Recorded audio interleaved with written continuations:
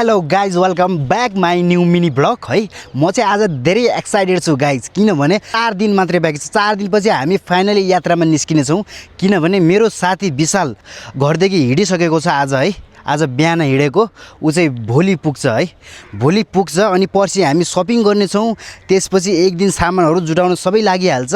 ठ्याक्कै 4 दिन, अबको 4 दिनभित्र हामी गोसाई कुण्डतर्फ जानेछौँ है गाइज। कतिको एक्साइटेड हुनुहुन्छ हजुरहरू कृपया कमेन्ट गर्नु होला है। यो यात्रा धेरै खतरनाक हुनेछ गाइज, धेरै रोमाञ्चक हुनेछ, धेरै एडभेन्चर हुनेछ। किनभने म चाहिँ योभन्दा पहिला यात्रा गरेको पैदल यात्रा है, त्यो पनि त्यो यात्रामा चाहिँ मसँग कोही पनि साथीहरू कोही पनि थिएन होइन, कोही मिल्ने साथी पनि थिएन, कोही थिएन। म एक्लै यात्रा गरेको हुँ।